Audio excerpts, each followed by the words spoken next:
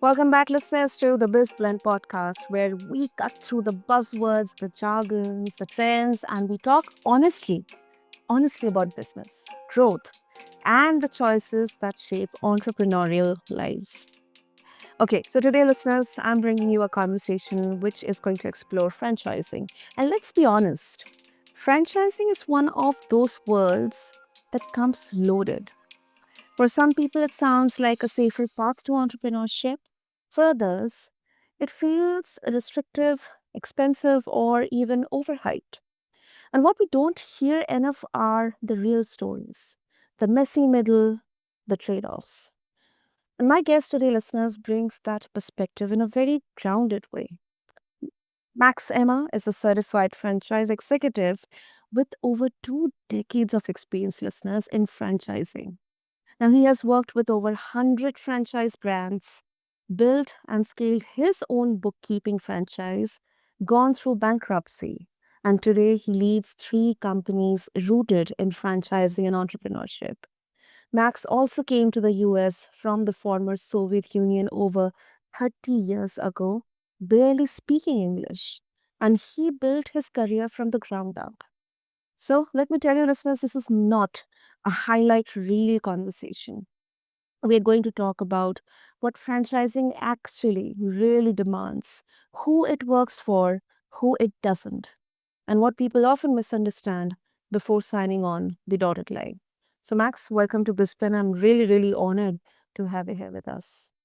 Thank you, Sana. Appreciate it. Great to be here.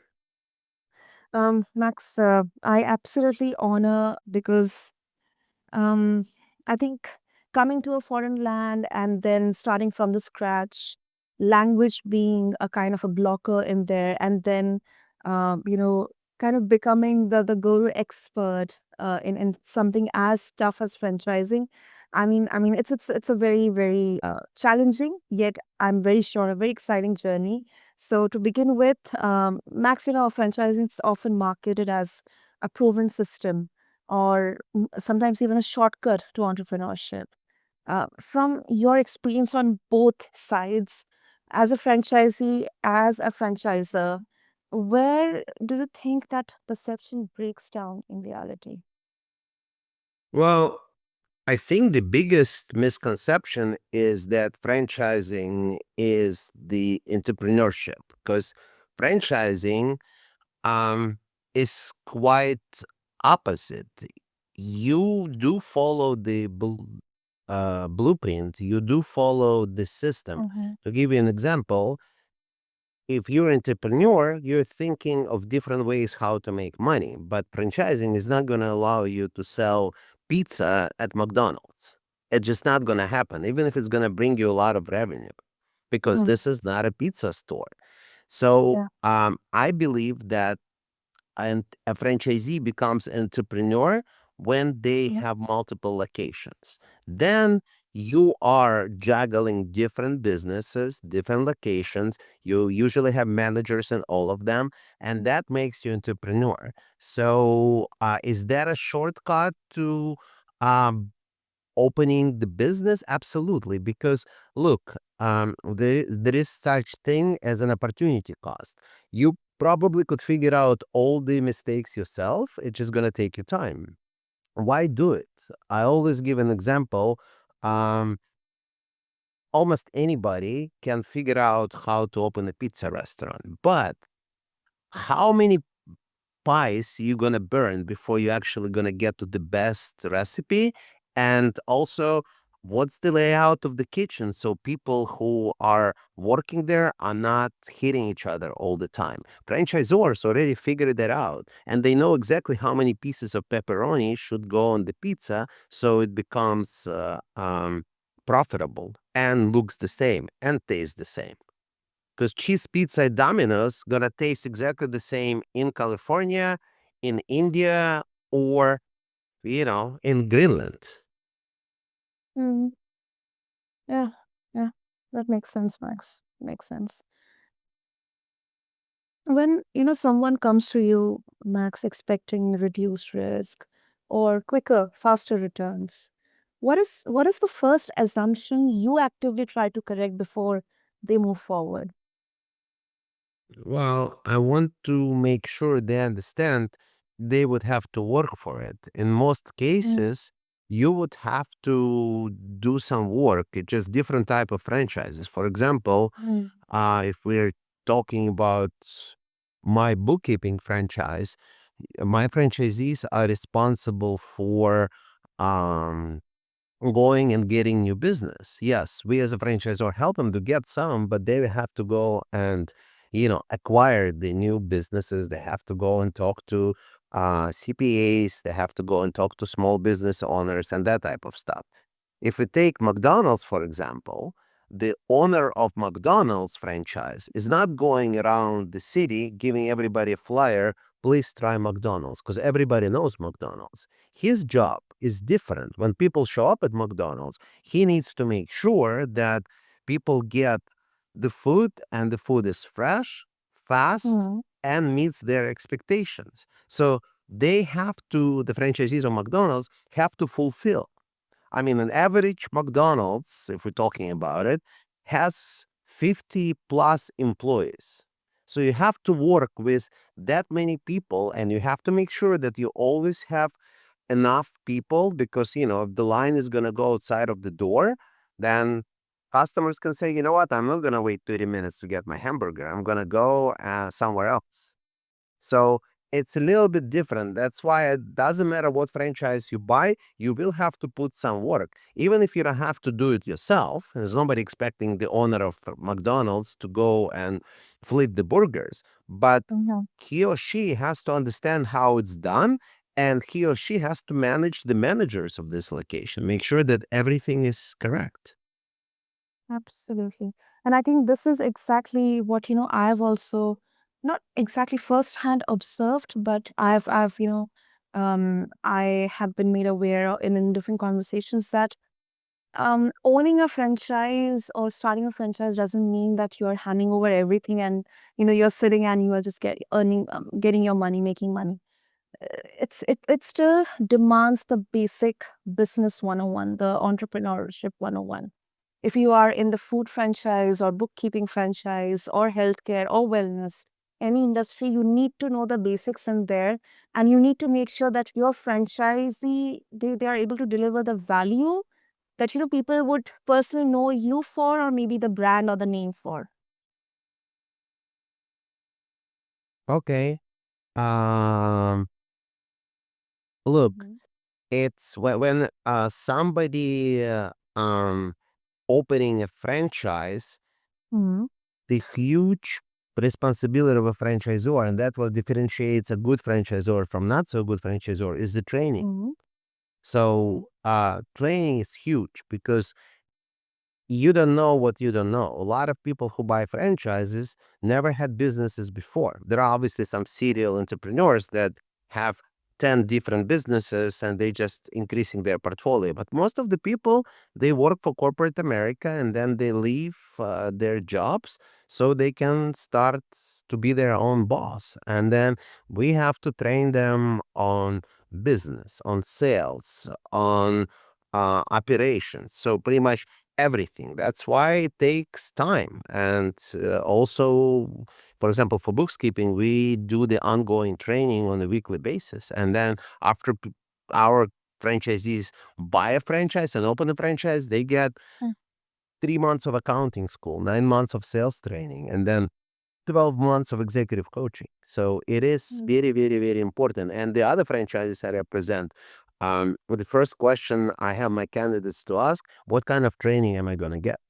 What is the value of the franchise fee? Mm.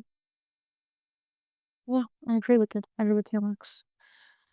Okay, and moving on, um, you help people choose franchises, but um, so my question to you would be like, like sometimes even the best advice is telling someone not to buy one. Maybe not, everything is for someone. So what personality traits or expectations tend to clash most with franchising as a model? So the person who buys a franchise has to be coachable, has to be able to learn and follow the system. Franchising is not for everybody. Look, I, for example, own three businesses and probably will be adding more to my portfolio. So I'm not a good model to be a franchisee because I will have more ideas that my franchisors want to hear. So, and look, yes, the suggestions are huge, and every smart franchisor is asking for suggestions and listening to suggestions. But ultimately, you cannot do everything that your franchisees suggest. Even though sometimes the best things in the business come from franchisees. From what I understand, Big Mac came from a franchisee suggestion. The bucket for KFC chicken came from a franchisee. So now it's a trademark of KFC chicken, but KFC restaurants, but it came as a suggestion from one of the franchisees. So it is very important, yet the person who is buying a franchise cannot be in control of the brand. Hmm, that makes sense. That actually makes sense. And um, I actually appreciate that honesty, Max, because um, honestly, the industry conversation, it often focuses on eligibility and finances, not the temperament. You are is the franchise owner is coachable or not. And I think for listeners who value independence and creativity, um, what do you think? Like, where is the line between a healthy customization and breaking the system you paid for? Well, again, typically franchise doesn't let you customize anything. You have to follow the system. So for example, if the colors of the business logo is red, white, and black, a franchise will not let you change the colors to green, yellow, and blue because you just feel that you like this colors better. So you have to be consistent. you know all the logos are copyrighted, everything is trademark. So there is not much room for customization. However, there is room for creativity, how you're going to get the clients. So if there are ways that you can think of to bring new business, then go ahead and do it. It's always welcome, whether it's a promotion, whether it's a first month's free, if it's a service business, of course, if it's some kind of coupons, you can definitely do that. So there is creativity in that, but most of the time there is not much creativity in running the business, if you know what I mean. I understand. I understand. Yeah. That I also really um, I appreciate, I value a proper system, a proper structure in there because I think without that, it's just chaotic or it's just mismanagement. Yep. Okay, a bit of a personal question here, Max. I started the conversation appreciating your journey because your story as an immigrant entrepreneur is very powerful. So, but still, I want to approach this carefully. Like some people say, franchising is especially appealing for immigrants because of structure and brand recognition. Others argue it can limit upward mobility. So, from your own lived experiences, Max, how do you see franchising fitting into the immigrant entrepreneurship journey here? Well, from my personal experience and the people that I've met who are immigrants, and let's be honest, a lot of people in the United States are either first generations or immigrants themselves. Most of the immigrants are hard workers by definition, and that's what makes them successful, in my opinion. It's not necessarily because franchising is the only opportunity. Look, when you buy most of the franchises, you have to get financing. And in order to get financing, you have to be bankable. In order to be bankable, you have to probably live in a country for a while, have a job, have a house, have mortgage, so you have credit history. Not everybody gonna get loans from the government, even though the money is available and you can get it, but you have to qualify for it. So I don't think it's because immigrants are, the franchising is designed for immigrants. I think it's not correct in my opinion, but it's the fact that we as the immigrants, we are the hardworking people. So that's because a lot of people who are born in this country, unfortunately, and I don't agree with that, and it's not everybody, but quite a few people take what they get for granted, and we have to work hard to succeed. 100%. 100%. I also agree with you. I mean, I think it shouldn't be like a generalization or just a blank statement that, franchising only works for immigrants, but the fact that as an immigrant, we have to prove, I mean, unfortunately or fortunately, we have to prove our um, worth by working harder, maybe working smarter, working in a more efficient way, just to prove that we deserve to be a part of the present system here, the prevailing system here. I think that kind of indirectly fits into this entire personality trait, or the prerequisite for owning a successful franchisee, or even making anything success that especially the immigrant entrepreneurs or anyone who is trying to create something and make it as a part of an economy. Yep. I mean, we have to work hard for your goals. I mean, nothing comes easy in life. It doesn't have to be too hard, but you have to make steps to get it done. I mean, and look, it's totally fine to have failures before you're actually successful. Most of the people um, that became successful lost businesses before, lost money, and as they say here in the U.S., what doesn't kill you makes you stronger. So it's a great learning experience. I mean, I had to go through bankruptcy, both business and personal, to learn a lot of things that I know now. And it was a painful experience, but I'm um, grateful that I went through this experience because I would not be where I am today without that. Hmm. And my uh, final question, kind of, it's this kind of related to this, because um, there's a myth that franchising protects you from failure. And clearly, that's not always true.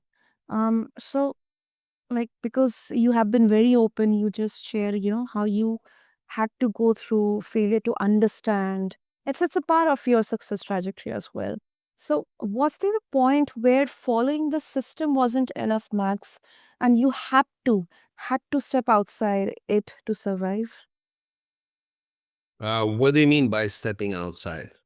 Like, maybe not exactly deviating, maybe getting out of that comfort zone or getting out of that system and doing something more just to survive. Well, absolutely. You have to pivot because a lot of the time, the things are beyond your control. Mm, We all remember COVID, and it's really strange in my mind that it's been 6 years. Seems like yesterday, but 6 years ago, we were just talking about it. The country was working, everything was doing great. I mean, people were traveling. I mean, some countries in Asia already started to see it, but US, we there were just talks on the news about COVID in China, but that was about it. And look, months and a half later, the country shut down, the world shut mm, down. So, um, I was at the franchise conference about a month before the shutdown, and everybody was talking about fitness franchises because, well, you have to be stupid not to buy fitness franchise because everybody is about fitness, everybody's making money, and look, 30 days later all these gyms shut down for over a year. So a lot of the smaller franchisees or small brands, they went out of business, and that's beyond their control. They were hardworking people, they did everything they were supposed to, but stuff happened beyond their control. I mean, there is weather, there's a lot of other stuff. It's life. So yes, you have to be ready to pivot from your plan. Nothing is always to 100% to the plan. You have to be ready for changes. And between you and me and the listeners, it actually, in my opinion, that's what makes it fun. Because if I know exactly what's going to happen tomorrow, day after, and next week, I mean, I'm not going to enjoy it. I like the fact that new things coming up all the time. Yeah, yeah. And that's a very, very healthy way because personally, I also had to learn it hard way that, if you knew everything that's going to happen tomorrow or maybe 1 year or 5 years, 10 years later, what's the fun? What's the fun in learning and what's the fun in growing? So yeah, 100% Max. Amazing, amazing. I mean, this has been such a raw conversation for especially for the founders or entrepreneurs who are listening, Max. So before we wrap up, if listeners they would like to connect with you, especially who are interested to explore franchising as an option of exploring the entrepreneurship waters, testing the waters in there, what would be the easiest way to connect with them?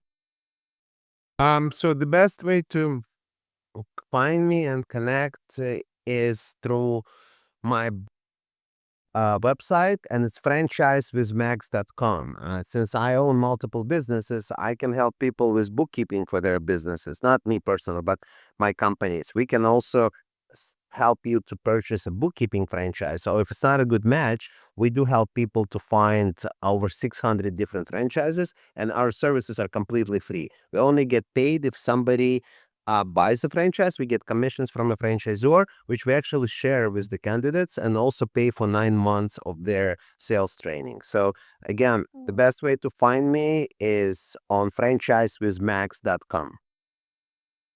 Amazing. Listeners, you all know I'm going to definitely have all the links and details in the show notes so that you can reach out to Max. And I think, listeners, let me tell you what I have learned, at least, from this conversation is uh, there's nothing good or bad about franchising. It is demanding, it is structured, it needs hard work and dedication, and it also rewards clarity more than just optimism.